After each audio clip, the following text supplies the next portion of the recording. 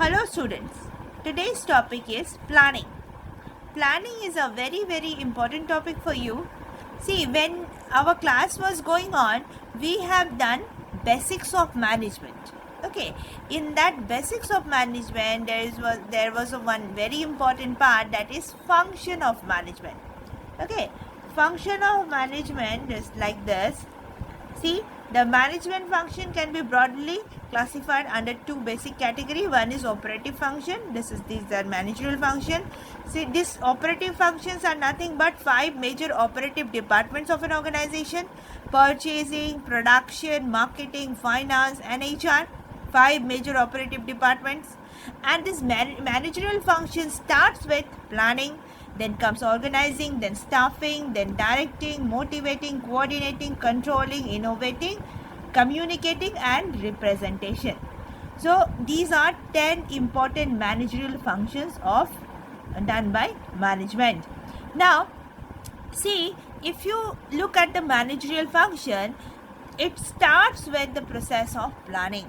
Okay, so planning is a very important thing in our daily life also. If you when you wake up in the morning, you start doing the task of planning for the whole day. Okay, unless and until the day ends, we continues the task of planning. Okay, and doing the execution of the same. Okay, as the day progresses. So planning, if you see a small child, that small child is also engaged in planning.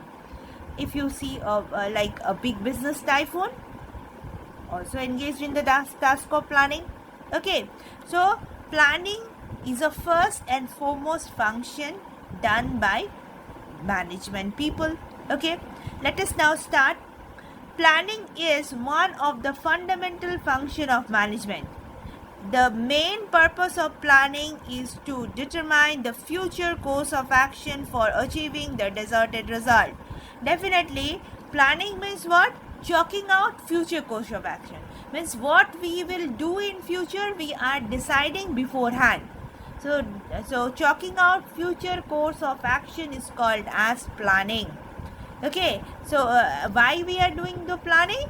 To achieve the desired result or said objectives. Okay, selection of the proper and best alternative out of various alternatives available is the main theme of planning. Okay, so there may be various alternatives available in front of us, so we have to choose the best one out of the lot. Okay, and that comes under successful planning. Now there are different definition of planning given by different management experts. Now here one definition I have illustrated, given by Hartley. Planning is deciding in advance what to do, what to be done. It involves the selection of objective, policies, procedures, programs from among alternatives. Okay, so it involves selection of objectives, policies, procedures, programs among alternatives which are available in front of us. Now next we will do nature of planning. As planning is a very important function of management, see, the nature of planning are as follows. Planning is the beginning of the process of management function that set all other functions into action. That means planning is the first function of management. Once the planning process is over, then only all other functions of management can be started, means can be put into action. Next is, planning is an intellectual process which requires a manager to think before acting. Means planning is a process which require more of thoughtfulness. Means planning involves thinking before doing any action. Next one is, planning is a continuous process. The manager must constantly monitor the condition both within and outside the organization to determine if changes are required in his plan. Okay, see, that means planning once done is over. No, Planning is a continuous process, okay? And manager need to constantly monitor the environment within and outside the organization, and need to see whether any kind of changes are required to be done or not. Planning must be flexible, definitely. By flexibility of a plan, it means its ability to change direction, to adopt changing situation and technological advances without undue cost. Okay, that means planning must be flexible enough to adopt any kind of changes. Okay, means any kind of changing situation can be adopted in the planning, and if there is any technological advancement, that should be incorporated in the process of planning. So it must be flexible. Next one is planning is all pervasive function. Okay, in other words, planning is important to all employees regardless of their level in their organization. Means planning is required not only for the top level management people, it is also required for middle level, for lower level, and also for workers, even those workers who are working on daily basis. Okay, for them also planning is required.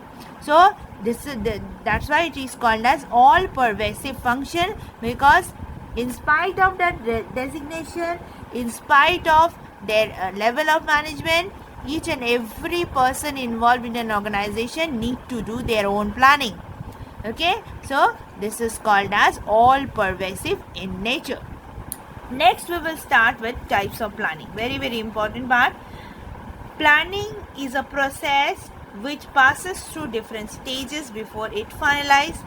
Okay, so various type of planning are indicated in the following diagram. See, this is the types of planning. Okay, first, on the basis of time, long term, medium term and short term. On the basis of managerial level, top level management planning, middle level management planning and lower level management planning. Next one is on the basis of business broadness, corporate level plan, master plan and departmental level plan. On the basis of use, again can be subdivided into three parts: basic plan, standing or repeatedly used plan, special or single use or ad hoc plan. Again, basic plan consisting of mission or an objective, strategy, etc. Standing or repeatedly used plan consisting of policies, procedures, rules. Special or single use or ad hoc plan includes program, budget, projects, schedules, etc. Okay, now let us now elaborate. On the basis of time, planning can be subdivided into three: long-term plan, medium-term plan and short-term plan. Okay, long-term plan means these plans are more than 3 years. More than 3 years, it may be extended up to 15 years, 20 years, etc. Okay, but it should be more than 3 years and are formulated by top level management. While formulating these plans, the long-term interest of the organization are kept in mind. Okay, so long-term objectives should be kept in mind while designing, while doing this long-term plans. Next comes medium-term plan. The period of this plan ranges between 1 year and 3 years. Okay, that means it's lesser than 3 years but more than 1 year. Okay, and they are formulated by middle level managers in the context of long term plans. Okay, so these are in the context of long term plan. This medium term plans are being formulated by middle level managers. Next comes short term plan. These plans are for a period of lesser than 1 year. Okay, lesser than a year, like half yearly plans, half yearly, quarterly, monthly, weekly, daily plans. These plans are formulated by lower level manager, keeping in view the problems of present and near future. Okay, so these are the short term plans made by the lower level management people. Now, on the basis of managerial level, top level plans which are formulated by directors, general managers, are known as top level plan. Under this plan, the objective, policies, budget, etc. are for the whole organization are laid down. Okay, so objective, policies, budgets are coming under top level plans. Okay, these plans are mostly long term plans. Definitely, top level management generally forms long term planning. Next comes middle level plan. An organization has many departments like the purchase, sales, production, personnel, finance, etc. Okay, the plans formulated by departmental managers are known as middle level plans or medium term plans. These are medium term plans, definitely. Okay, lower level plans. These plans are prepared by foreman or supervisor. They take overview of the actual workplace and the problems connected with it. Okay, these are formulated by for a short period of time and called short term plans. Okay, these are the planning done by the foreman or supervisor of an organization, and after taking the overviews of the actual workplace and the problems connected to it, so these are also called as short term plans or lower level plan. Now next is on the basis of broadness. On the basis of broadness, planning may be subdivided into three: corporate level plan or corporate planning, master plan, another is departmental level plans. Corporate level plan or corporate planning. These plans are prepared for the development of the whole organization, keeping in view the long-term strategies, and are called corporate level plans. So these are mainly designed for the development of the whole organization. Next comes master plan. Master plan means what? The overall program is called the master plan. It embraces all the matters to be considered related to time limit and strategies. Okay, so this is master plan. Now next one is departmental level plan.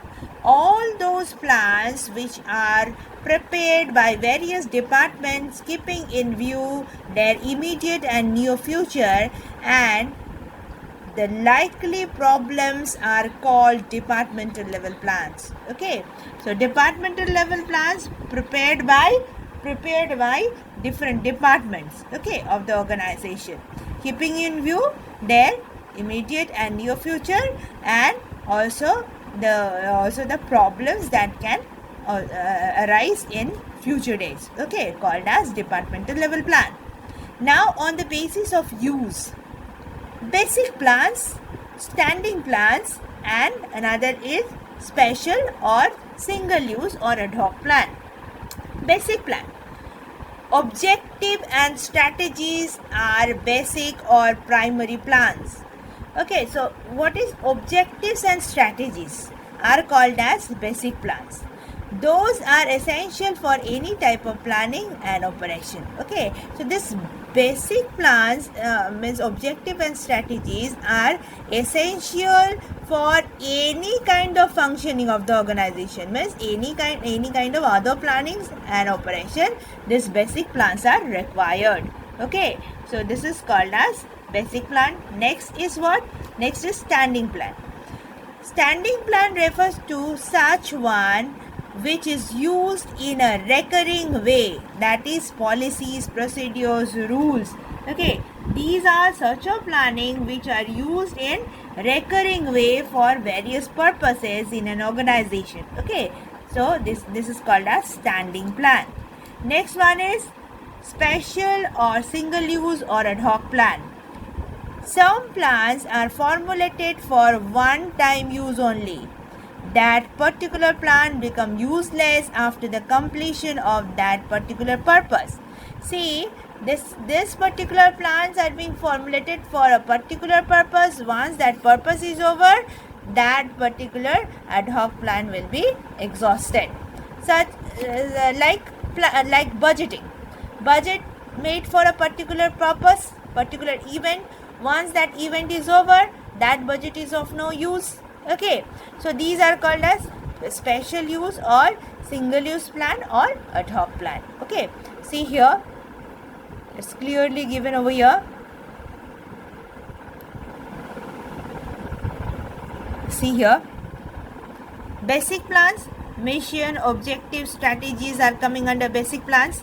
Next one is standing or repeatedly used plan, policies, procedures, rules are coming under repeatedly used plan.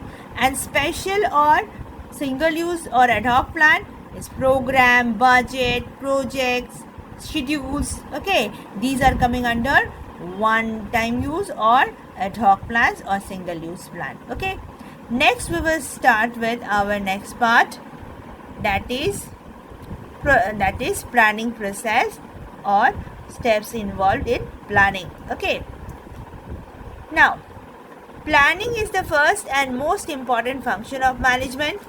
Planning process can be different in different organization or with regards to different plans. Okay, definitely planning is not same for all the organization. So planning varies from organization to organization as per their work profile. Not only this, planning is again different in different type of plans. Okay, as we have done with the different types of plans, so planning process varies in different types of plans. Steps of planning are as follows. First is having perception of opportunities. The manager should thoroughly examine the opportunities which could be available to a business organization and also the strength and weaknesses of the same. Means here managers are making short analysis, okay, to find out strength and weaknesses, okay, of the same and the traits which are available, okay, to a business organization. To know about the opportunities, care should be taken to obtain information about outside environment along with the internal resources. So in case of the first step, short analysis is very important. The manager should thoroughly examine the strengths, weaknesses, opportunities and traits available to a business organization, and then the company should go for doing the task of planning. Next is establishing objectives. After having identified the opportunities available to a business organization, the objectives are laid down. Means the objectives of the organization are set by the top level management once they have identified the opportunities available to the business organization. Next one is determining planning limitation and premises. It determines the factor or constraint affecting the activities connected with the achievement of predetermined goals of an organization. See here, the factors or the limitation or constraint that can affect in achieving the predetermined goal of the organization are identified. Okay, now these factors could be external, could be internal. External factor consisting of economic policies of the government, tax policies, competition, etc. And internal factor consisting of labor, capital, raw material, etc. Next one is making a forecast. What is forecasting? What is forecasting? Forecasting means predicting the future. So if we can predict our future perfectly, our planning process will be successful. So forecasting is done keeping in view the internal and external factors likely to affect the future activities, along with the limitation and assumption are also considered. The success of planning will be directly in proportion to the degree of correctness of forecast made. Okay, as I said, good forecast, that means good planning depends on good forecasting. Okay, if our forecasting is perfect, if we have done forecasting with numerical methods, with mathematical techniques, then our planning must be successful. Okay, next comes what? Searching for alternative courses. On the basis of the objectives of the organization and limitations of planning, alternative course of doing a particular job can be discovered. Okay, means one job can be done in various ways. So those various ways are coming under alternative courses of action. Like expansion of business can be done in many ways. Like see, if an organization has the objective of expanding its business, it can be done in many ways, like by expanding the existing business. For example, if a company is engaged in producing a particular size of television set, it can start producing television set of different sizes. This is one of the way. Secondly, by entering other areas of production in the same field, that of electronic goods. Okay, for example, a TV company can start producing refrigerator or washing machine. Third one, by entering into some collaboration with some other organization and start a new line of business. Okay, collaboration means doing a joint business. Next one is by taking over some other organization or business or enterprises, etc. So these are, if the company wants to expand their business, these are the alternative available in front of a company. Next is evaluating alternatives.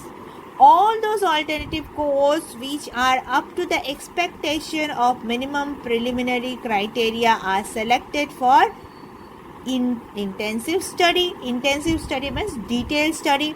Okay, those alternatives which are satisfying the minimum preliminary criteria are again further sent for further study or intensive study.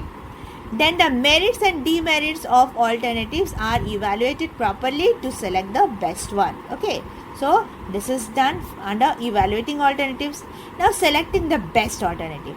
After a careful analysis of different alternatives, the best one is selected. Keeping in view the uncertainty of future, it is justifiable to select more than one good alternative course. Okay, see, as future is unpredictable or uncertain, so it is better to select more than one alternative course. One of such alternatives is adopted and other to be kept in reserve. Okay, so one of this alternative is selected once adopted and another should be kept in reserve. Next one is formulating of supporting plan. Okay, to give practical shape to the main plan, many subsidiary plans are needed. Means to give support to the main plan, okay, many other, that means small plans are required to be made. Now those are called as subsidiary plans. Subsidiary plans are required to be made. Next one is implementing plans. After the main plan and the subsidiary plans are formulated, the plans are implemented in such a manner so as to achieve the objective of the organization. Okay, so these plans must be implemented in a manner so that the ultimate aim of the organization can be achieved. And next one is what? Reviewing plan. Plans are formulated for future which is uncertain. Definitely it is of great importance that there is a constant review of plans so as to ensure success in a uncertain future. Okay, as we know that future is uncertain, so to get success in this uncertain future, continuous review of plan is compulsory. Okay, and not only continuous review, but if there is any change required to be done, that to be incorporated in the planning process for its success. Okay, so these are the steps of planning. Okay. Limitations of planning. First one is time consuming and costly. See, planning is a lengthy process and it involves collection of data, forecast, research, analysis, etc. So it's a time consuming one. Similarly, planning is essentially the job of highly paid experts. Okay, then only perfect planning is possible. So as a result, we can say planning is a time consuming as well as costly activity. Secondly, ineffective due to environmental change. Business environment changes frequently and plans are required to be adjusted as per the changes in the situation, okay, through suitable modification.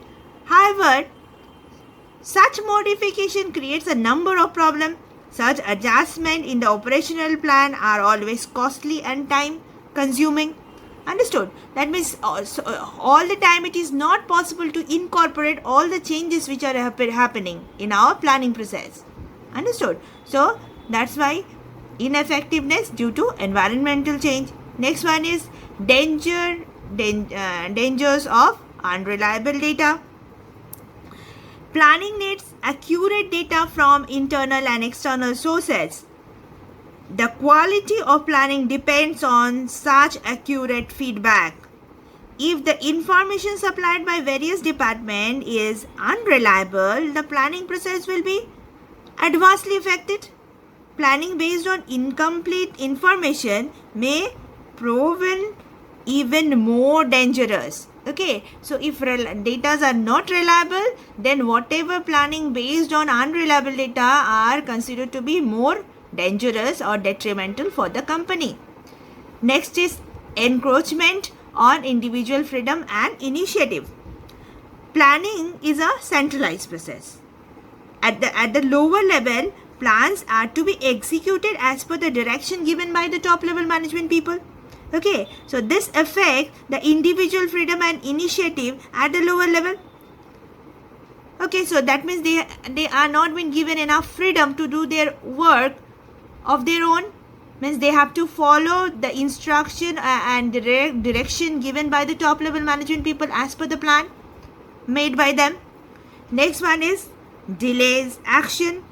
Planning is a lengthy process. As a result, the action to be taken for execution are delayed. Planning is not useful when quick decision and action are required. Next one is what? Limited practical value. Okay, see, planning has very limited practical value.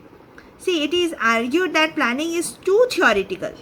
Okay, and planning takes longer time for preparation, and the situational changes are need to be incorporated. Okay, to make the planning ready for execution. Okay, so it is not a very practical, that means it is not a very practical process, it is more of theoretical. No guarantee of the expected result. See, planning is for achieving certain well-defined objective. However, there is no guarantee that the objective will be achieved within the specified time limit by using planning as a tool. Actual performance may not be as per the expectation due to various reasons. Thus, planning has an element of uncertainty. Planning leads to probable result and not the expected result. Okay, so planning is more towards probable result because there is no certainty that we are going to get the result for sure. Okay, next one is what? Generate frustration. At the lower level, plans are imposed on employees. Okay, no consideration is given to their difficulties, views, opinion. So definitely it will create frustration. Okay, the target may be too ambitious and the employees may not be able to achieve them in spite of best effort. This obviously leads to frustration amongst the employee in the lower level. Okay, next involves huge paperwork. Planning involves huge paperwork in the preparation of master plan and again departmental plan, and again individual plan. Okay, so it involves lots and lots of paperwork. Okay, so these are called as the limitations of planning. After planning, the next important function of management is organizing. Now, planning and organizing, these two functions of management are there in your syllabus in elaborate manner. Now, what is organizing? Once the planning process is over, then the activities to be performed to achieve the said planned target are to be decided, and those activities to be divided among different departmental people of the organization on the basis of their specialization, so that they can accomplish their task within the time frame given to them. Now, this task of organizing have certain steps. See, the process of organizing involves following steps. First is determination of objectives. See, once the objectives are set through the process of planning, then comes determination of objective. Objectives are the specific activities that must be completed to achieve goals. So those specific activities that must be completed to achieve the said goals are called as objectives. Okay. Identification of activities. On the basis of objective set, different activities need to be performed in order to achieve the objectives are identified or set. Okay, that means different activities, those activities to be performed to achieve the objectives are then set or identified. Next comes division of work.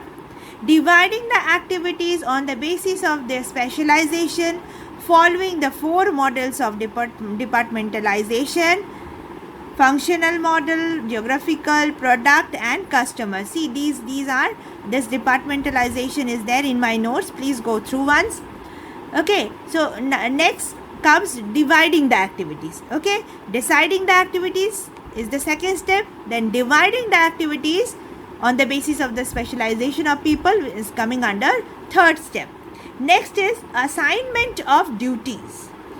Assigning the defined work activities to specific individual by different departmental heads or managers. Okay, now they are assigning duties, okay, to different individuals. Who are assigning duties? By the departmental heads or managers. Next one is delegation of authority. Assigning of duties are not good enough. Each individual is to be delegated with authority, that means right to carry out the assigned task. Means only giving the duties, like delegating the duties, is not good enough. Along with duties, they must be given the authority. That means they must be given the right to perform their activities independently. Next is design a hierarchy of relationship and coordination of activities.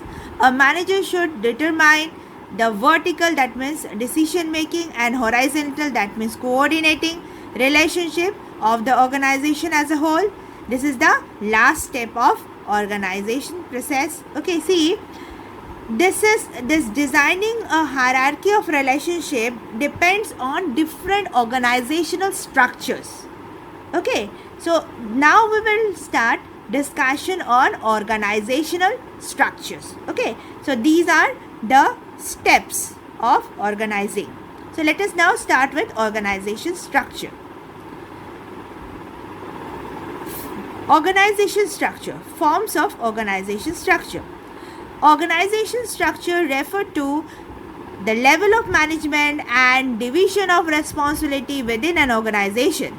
Okay, it shows the relationship between various position, departments and person. It facilitates the flow of communication and coordination. Organization structure differs from one organization to another. Obviously, every organization must have its own organization structure based on its activities, requirement, competence of personnel, and philosophy of management. Okay, so organization structure is what? Is the level of management and the division of responsibilities within the organization. Okay, now this organization structure are of different type. See, common form of organization structure are, see, mainly divided into three, called as line organization, functional or staff organization, and next one is line and staff organization.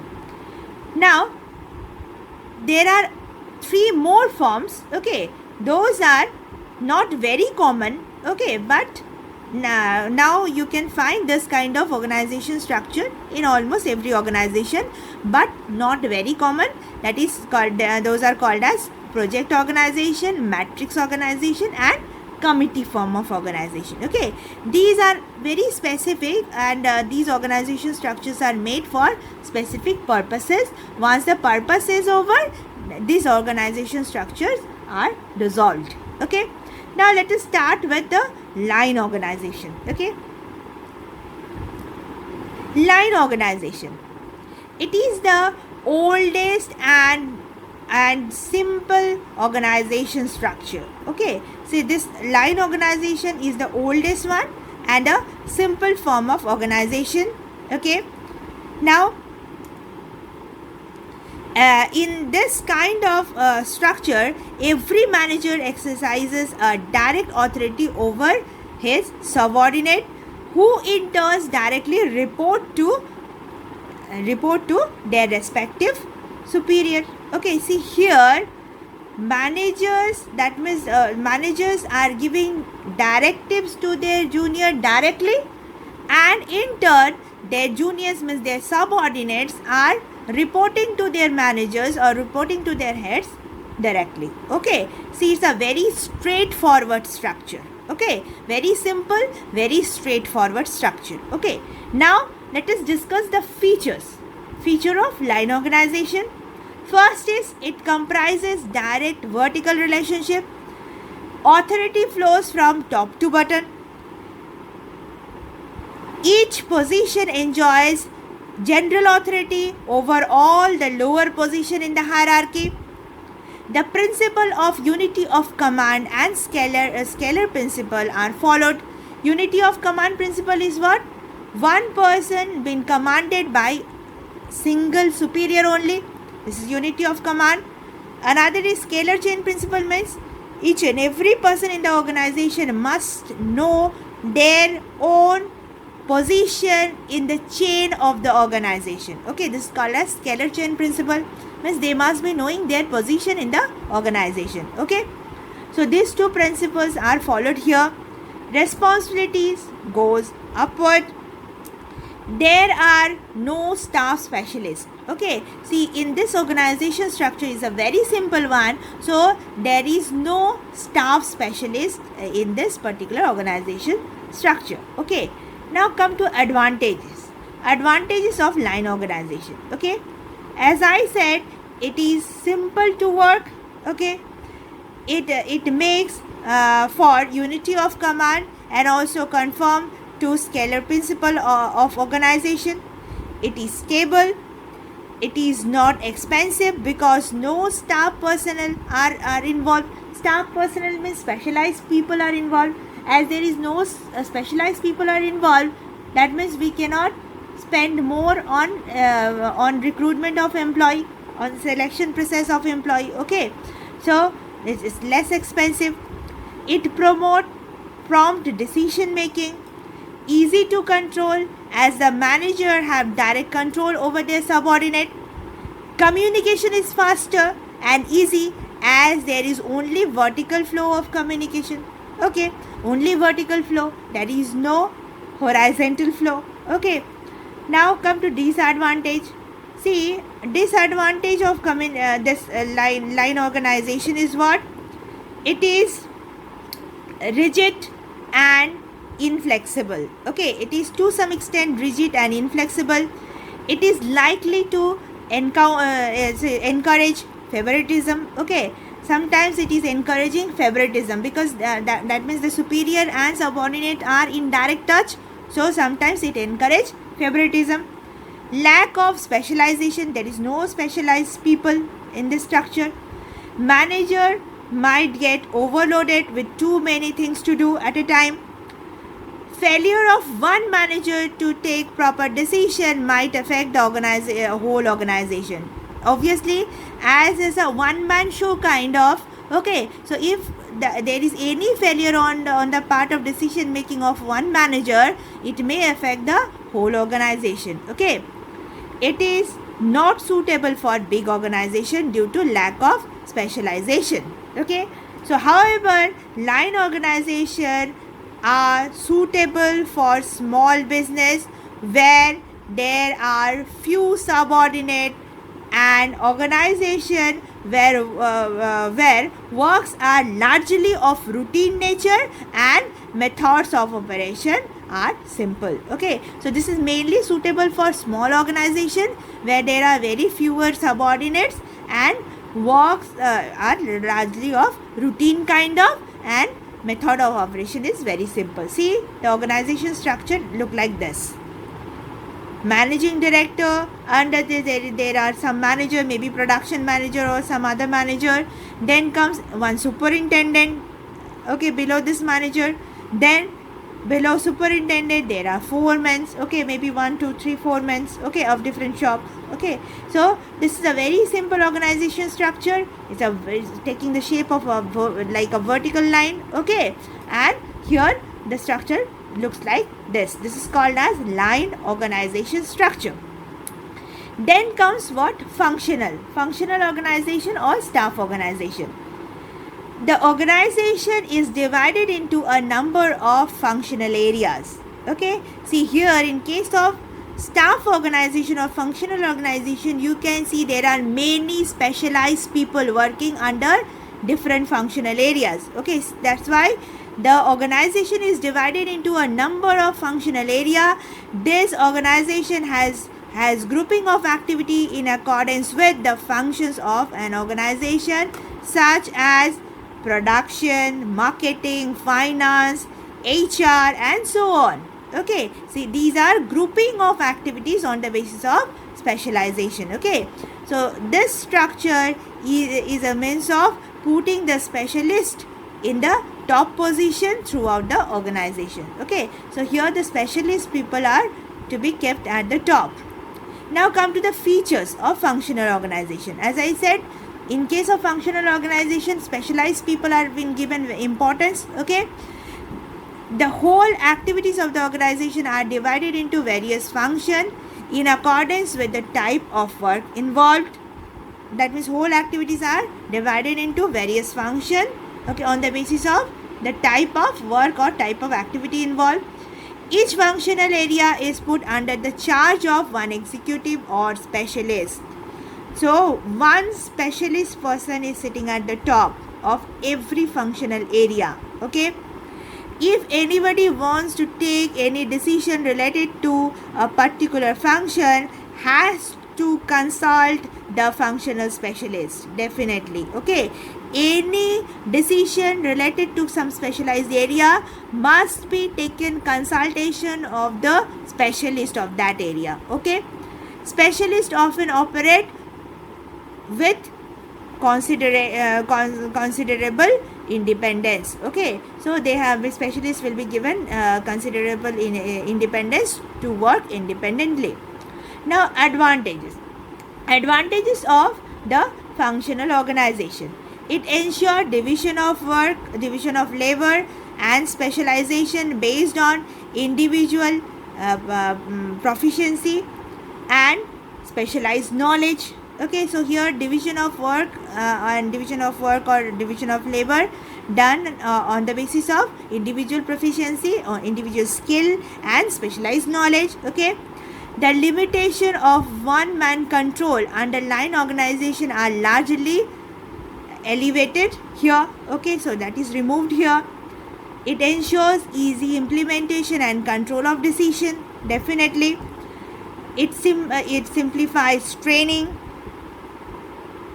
Functionalization helps in better utilization of employee and development of their skills. Okay, so this helps better utilization of employee and development of their skill.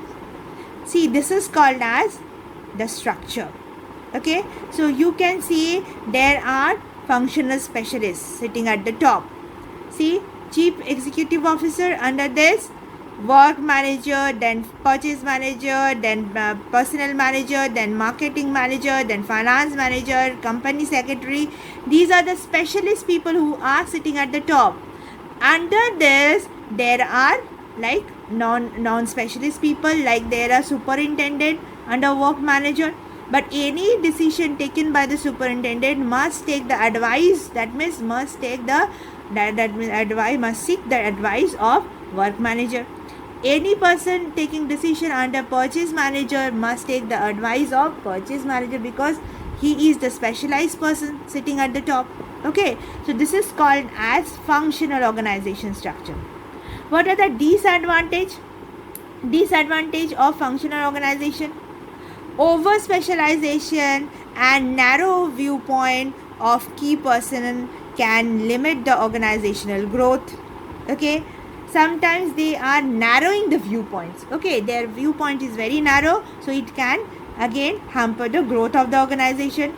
Reduce coordination between various functions. Okay, because they are all specialists, so it may happen that there is no coordination amongst the specialists who are sitting at the top. Okay, next one is what? Conflict between different functions. Okay, could be detrimental for the organization as a whole. Difficult for general managers to coordinate different departments. Okay, so these are the disadvantages of this functional form or the staff organization structure. Okay, so next comes what? So here lies the distinction. Okay, this is very important. This kind of distinction may come in your examination. See, what are the differences lies between the line organization and functional organization. See, line manager are generalist, functional managers are specialists in their respective area. It is based on the principle of unity of command. It is not based on the principle of unity of command. Okay, it is based on strict discipline. The discipline tends to become loose. Okay, because there are many specialists, so discipline may be loose here. The line authority is vertical. The line authority is functional or diagonal. Okay, it is useful for small scale business. It is useful for large scale business. Okay, so these are the differences between line organization and the functional or staff organization. Okay, next is line and staff organization. See, sometimes we find a combination of line organization and staff organization all together in an organization structure, and that is known as line and staff organization. See, it is a combination of line and functional structure. In this organization structure, the authority flows in a vertical line and get the help of staff specialists who are in advisory ranks. When the line executive need advice, information about any specific area, these staff specialists are consulted. For example, chief accountant has command authority over accountants and clerks in accounts department, but he has only advisory relationship with other department like production and sales. The staff personnel generally prepare plans and recommend them to the line official who implements them. Okay, see here functions are divided into two parts: planning and implementing the plan. Okay, planning to be done by the staff specialist people. Okay, and execution means the implementation of plan to be done by the line authority people. Okay, so it's a combination of line structure, line organization structure and staff organization structure. We actually find this kind of organization structure in many organizations. Okay, Now let us see the features. Personal staff such as a personal assistant or advisor attached to a line executive. Okay, see, you can always find some personal assistant or advisor attached to, say, director having one advisor, okay, advisor to director, or personal PA to director, personal assistant to director. So this kind of position we are getting in this particular organization structure called as line and staff organization structure. Again, PA to, say, general manager, okay, then advisor to general manager, okay, these are the advisory positions, okay. Then this organization clearly distinguishes between two aspects of administration, that is planning and executive, as I said earlier, okay. Planning done by the staff people or specialist people, and execution of the same done by the line people. Next is, since the staff officer provide advice only to the line officers, they do not have any power of command over them. So that means the staff people do not have any command over line people. See how the structure looks like. See here, managing director having a specialist, that is personal assistant. Okay, see here again, under managing director, finance manager is there, work manager is there, and personal manager is there. Okay, then under work manager, this is the plant superintendent, okay, and there are again some advisor people that like quality control inspector, and here repair and maintenance officer, and under this worker 1, 2 and worker 1, 2 and 3, like this. So here you can see it's a combination of line and staff both, okay.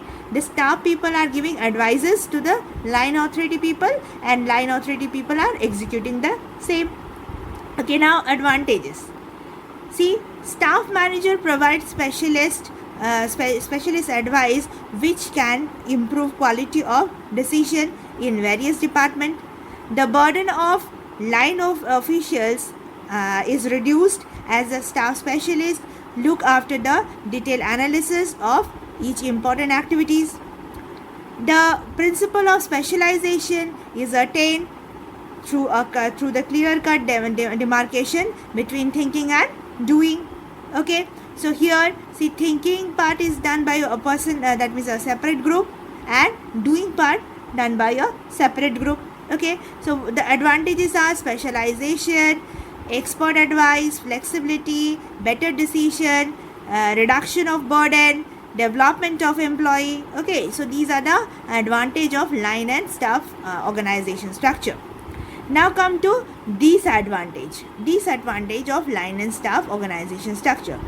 First is conflict between line and staff organization. Definitely, line manager may feel that the staff specialists do not always give the right type of advice, and staff official may generally complain that their advice is not properly adhered to. Means their advice is not properly executed or implemented. Okay, confusion may prevail when the line and staff relationship is not properly understood. Okay, there may be confusion. Then ineffective staff. Okay, the staff expert may feel ineffective as they do not get the authority to implement their recommendation, because they have been given the authority to do planning only. Execution is given to the line people. Okay, so they may feel ineffective. Okay, next is expensive. Why it is expensive? See, this type of organization may prove very expensive, as a large number of specialists are appointed, okay, in various areas. Next is loss of judgment and initiative. Line manager may depend too much on staff experts. Okay, it may therefore lead to loss of judgment and initiative on the part of line official. Okay, line officials are depending largely on the staff official for their advice, for their consultancies, okay, for their planning part. So it may be there may be lack of initiative on the part of line managers. Okay, so these are the disadvantages of this line and staff organization structure. Now the next very important part is line and staff conflict and the difference.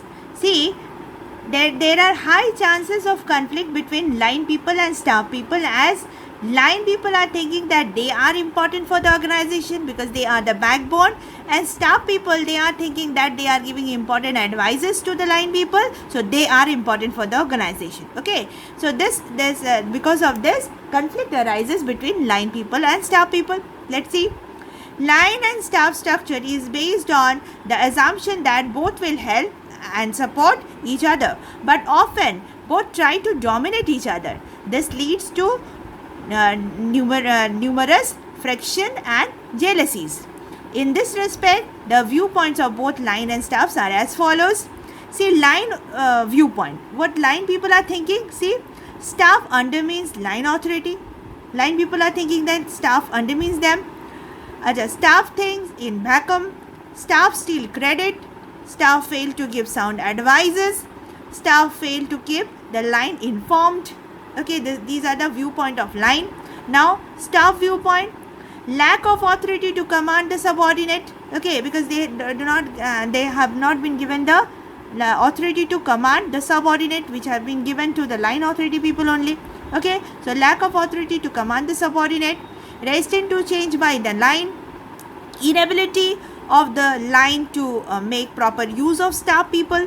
Okay, line manager often sabotage staff idea and program. Okay, so these are the viewpoint of staff people. Now, how to minimize the conflict? See, the line and staff conflict can be minimized in the following ways. The limit of authority of both line and staff should be defined clearly. Okay, see, that means their area should be properly defined. Okay, the limit of both line and staff should be properly defined. Line should be educated and encouraged to use staff efficiently. Okay, as staff people are the specialist people, so line people must be knowing how to utilize the staff people efficiently. Next is, staff should realize that the resistance to change is partially natural. Okay, next, staff should realize that it means here staff peoples, it earns respect and reputation in the organization. Hence, staff should constantly strive to acquire and increase its proficiency. Okay, they should try to increase their proficiency continuously so that they can earn more respect and reputation in the organization. Okay, next is, the staff should operate within the policies and objectives of the enterprise. Okay, so these are the process through which the conflict between staff and the line people that can be minimized. Okay, next, there are 3 more organization structure as I discussed you earlier, but these 3 are for temporary. Okay, see, first one is project organization. Under the project organization, a separate division or a project unit is created for each project. Each project division or project unit is time limited and is dissolved as soon as the project is completed. Okay, as I said, it is temporary. A team of specialists from different areas is created for each project. Usually this team is managed by project manager. See, here the structure is clearly given. See, first is this managing director. Under this managing director, there are 3 different projects running. Project manager 1, under project manager 1, under project manager 2, and under project manager 3. Now these people are the specialized people. Okay, the specialist from different areas. See, R&D officer, purchase officer, personnel officer, quality control officer. Okay, they are the specialists who are specialists from different areas who are working under different project managers. Okay, but this is a very temporary organization structure. Once the project is over, this structure will be dissolved. Okay, next comes what? This committee organization. Okay, a committee is a body or group of persons specially designed, appointed or elected elected to perform some administrative task or to render advice on certain problem which cannot be solved by an individual. Okay, so when any problem cannot be solved relating to some organization by some individual person, then that means the organization is going to form a committee, okay, to solve that particular problem. Okay, so once that problem is solved, then that committee will be dissolved. Okay, it works as a group and exercise free exchange of idea amongst its member. Okay, so this is again very temporary in nature. So once the problem is resolved, then this committee will be dissolved. Okay, next is matrix organization. Matrix structure is created by combining project and functional structure. See, this is a combination of project and functional structure. The personnel required for a project are drawn from functional department and returned back to the respective department when the assignment is over. The activities of personnel on their project are supervised, coordinated and controlled by project managers. So during continuity of the project, an employee in a matrix organization has two bosses.